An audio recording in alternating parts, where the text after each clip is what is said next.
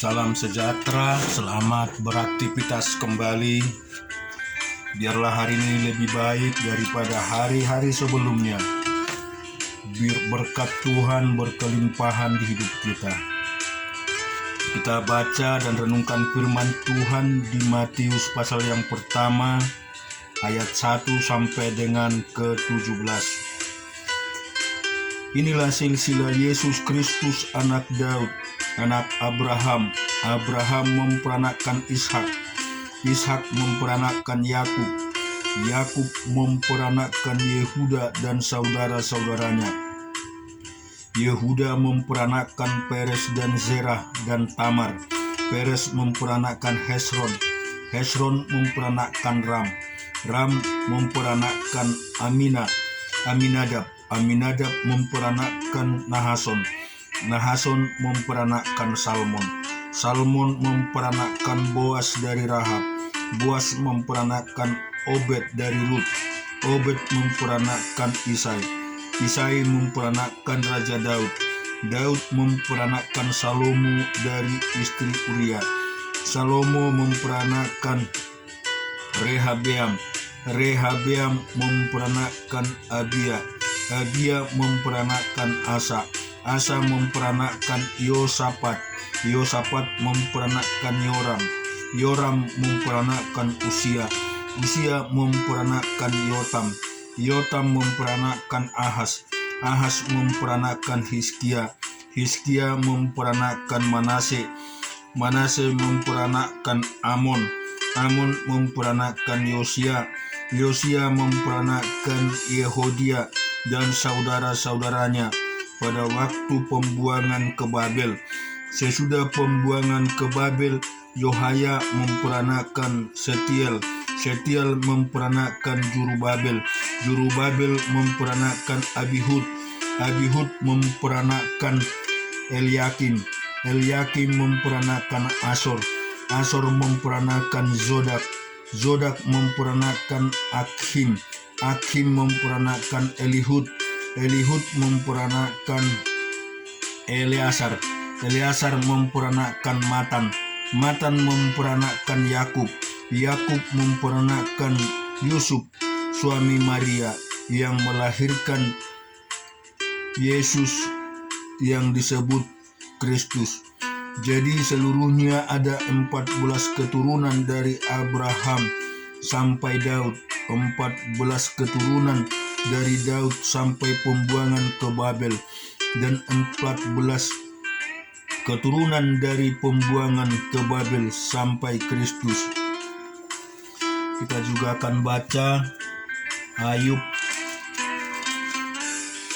pasal yang ke-4. Maka berbicaralah Elifas orang teman, kesalkah engkau bila orang mencoba berbicara kepadamu? Tetapi siapakah dapat tetap menutup mulutnya? Kesusahannya engkau telah mengajar banyak orang, dan tangan yang lemah telah engkau kuatkan. Orang yang jatuh telah dibangunkan oleh kata-katamu, dan lutut yang lemas telah kau kokohkan. Tetapi sekarang dirimu yang tertimpa, dan engkau kesal, dirimu terkena, dan engkau terjerat. Bukankah takutmu akan Allah yang menjadi sandaranmu, dan kesalehan hidupmu menjadi pengharapanmu? Camkanlah ini, siapa binasa dengan tidak bersalah, dan dia memakan. Di manakah orang yang jujur dipunahkan? Yang telah kulihat ialah bahwa orang yang membajak kejahatan dan menabur kesusahan ia menuai juga. Mereka binasa oleh napas Allah, dan lenyap oleh hembusan hidungnya. Singa mengaum, singa meraung, patahlah gigi singa-singa muda. Singa binasa karena kekurangan mangsa, dan anak-anak singa betina bercerai-berai. Suatu perkataan telah disampaikan kepadaku dengan diam-diam, dan telingaku menangkap bisikannya. waktu bermenung oleh sebab khayal malam. Ketika tidur nyenyak menghinggapi orang, aku terkejut dan gentar hingga tulang-tulangku gemetar. Suatu roh melewati aku, tegaklah bulu romaku. Ia berhenti, tetapi rupanya tidak dapat ku kenal. Suatu sosok ada di depan mataku. Suara berbisik-bisik ku dengar. Mungkinkah orang manusia benar di hadapan Allah? Mungkinkah seorang tahir di hadapan penciptanya? Sesungguhnya hamba-hambanya tidak dipercayanya. Malaikat-malaikatnya pun didapatinya tersesat. Lebih-lebih lagi mereka yang diam dalam pondok tanah liat yang dasarnya dalam debu yang mati terpijat seperti gegat. Di antara pagi dan petang mereka dihancurkan, dan tanpa dihiraukan mereka binasa untuk selama-lamanya. Bukankah kemah mereka dicabut? Mereka mati tetapi tanpa hikmat. Kita juga baca di Keluaran 23 ayat 14 sampai 33. 3 kali setahun haruslah engkau mengadakan perayaan bagiku. Hari raya roti tidak beragi haruslah kau pelihara 7 hari lamanya. Engkau harus makan roti yang tidak beragi, seperti yang telah kuperintahkan kepadamu pada waktu yang ditetapkan dalam bulan Aib, sebab dalam bulan itulah engkau keluar dari Mesir. Tetapi janganlah orang menghadap ke hadiratku dengan tangan hampa. Kau peliharalah juga hari raya menuai, yakni menuai buah bugaran dari hasil usahamu, menabur di ladangmu. Demikian juga hari raya pengumpulan hasil pada akhir tahun. Apabila engkau mengumpulkan hasil usahamu dan ladangmu, 3 kali setahun semua orangmu yang laki-laki harus menghadap ke hadirat Tuhanmu Tuhan. Jangan kau persembahkan darah korban sembelihan yang kepadaku beserta sesuatu yang beragi, dan janganlah lemak korban hari raya yang ku bermalam sampai pagi. Yang terbaik dari buah bugaran hasil tanahmu haruslah kau bawa ke dalam rumah Tuhan Allahmu. Janganlah kau memasak anak kambing domba susu induknya. Sesungguhnya aku mengutus seorang malaikat berjalan di depanmu untuk melindungi engkau di jalan dan untuk membawa engkau ke tempat yang telah kusediakan. Jagalah dirimu di hadapannya, dan dengarlah perkataannya. Janganlah engkau mendurhaka kepadanya, sebab pelanggaranmu tidak akan diampuninya, sebab namaku ada di dalam dia.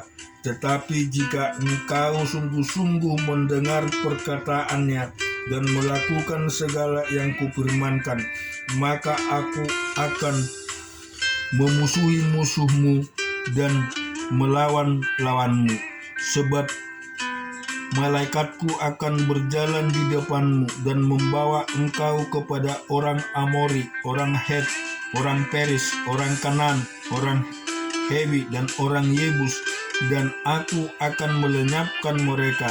Janganlah engkau sujud menyembah mereka, Allah mereka, atau beribadah kepadanya, dan jangan engkau meniru perbuatan mereka, tetapi haruslah engkau memusnahkan sama sekali patung-patung berhala buatan mereka, dan tugu-tugu berhala mereka haruslah kau remukkan semua sama sekali. Tetapi kamu harus beribadah kepada Tuhan Allahmu, maka Ia akan memberkati roti makananmu dan air minumanmu, dan aku akan menjauhkan penyakit dari tangan kananmu.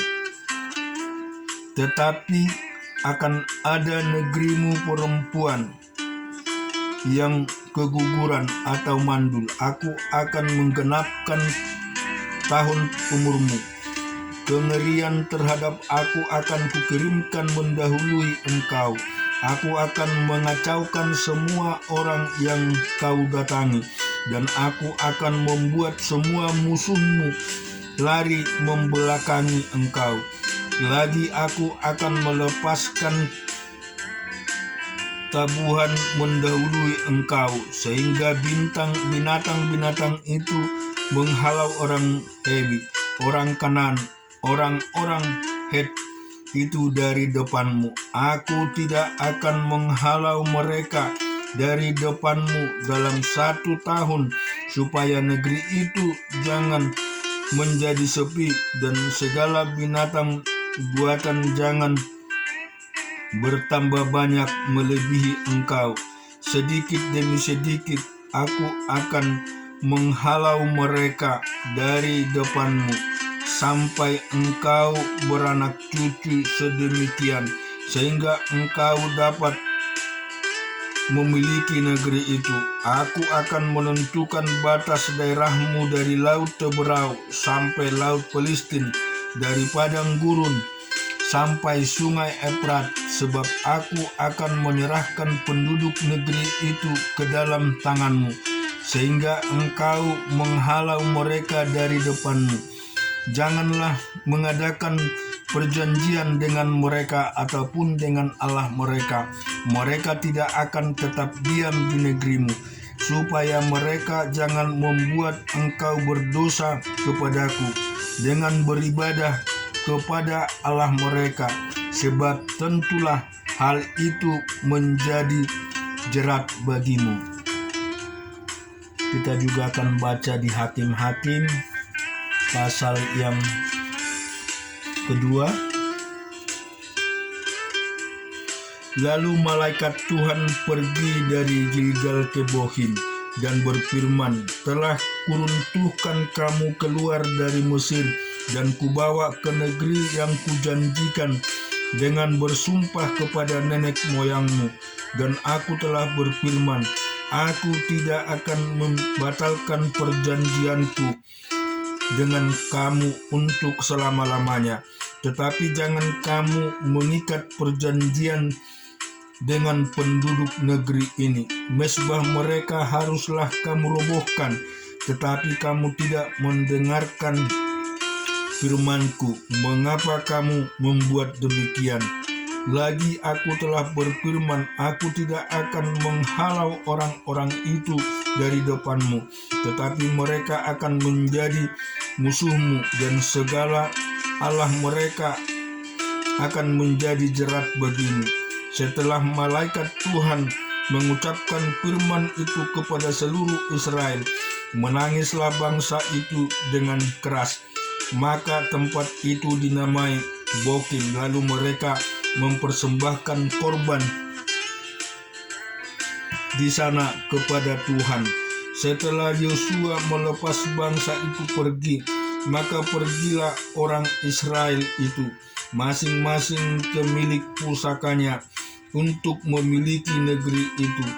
Dan bangsa itu beribadah kepada Tuhan sepanjang zaman Yosua dan sepanjang zaman para tua-tua yang hidup lebih lama daripada Yosua, dan yang telah melihat segenap perbuatan yang besar yang dilakukan Tuhan bagi orang Israel. Dan Yosua bin Nun, hamba Tuhan itu, mati pada umur 110 tahun. Ia dikuburkan di daerah milik pusakanya di Timnat Heres di pegunungan Efraim, di sebelah utara Gunung Gas. Setelah seluruh angkatan dikumpulkan kepada nenek moyangnya, bangkitlah sesuatu mereka itu angkatan yang lain, yang tidak mengenal Tuhan ataupun perbuatan yang dilakukannya bagi orang Israel. Lalu orang Israel menghalau apa yang jahat di mata Tuhan. Lalu orang Israel melakukan apa yang jahat di mata Tuhan, dan mereka beribadah kepada para Baal. Mereka meninggalkan Tuhan Allah mereka, nenek moyang mereka yang telah membawa mereka keluar dari tanah Mesir, lalu mengikuti Allah lain dari antara Allah bangsa-bangsa di sekeliling mereka dan sujud menyembah kepadanya, sehingga mereka menyakiti hati Tuhan. Demikianlah mereka meninggalkan Tuhan dan beribadah kepada Baal dan para Astoret. Maka bangkitlah murka Tuhan terhadap orang Israel. Ia menyerahkan mereka ke dalam tangan perampok dan menjual mereka kepada musuh di sekeliling mereka, sehingga mereka tidak sanggup lagi menghadapi musuh mereka. Setiap kali mereka maju, tangan Tuhan melawan mereka dan mendatangkan malapetaka kepada mereka, sesuai dengan apa yang telah diperingatkan kepada mereka oleh Tuhan dengan bersumpah, sehingga mereka sangat terdesak. Maka Tuhan membangkitkan hakim-hakim yang menyelamatkan mereka dari tangan perampok itu. Tetapi juga para hakim itu tidak mereka hiraukan, karena mereka berzinah dengan mengikuti Allah lain dan sujud menyembah kepadanya. Mereka segera menyimpan dari jalan yang ditempuh oleh nenek moyangnya, yang mendengarkan perintah Tuhan mereka melakukan yang tidak patut. Setiap kali apabila Tuhan membangkitkan seorang hakim bagi mereka, maka Tuhan menyakiti hakim itu dan menyelamatkan mereka dari tangan musuh mereka selamanya. Hakim itu hidup, sebab Tuhan berbelas kasihan mendengar rintihan mereka, karena orang-orang yang mendesak dan menindas mereka.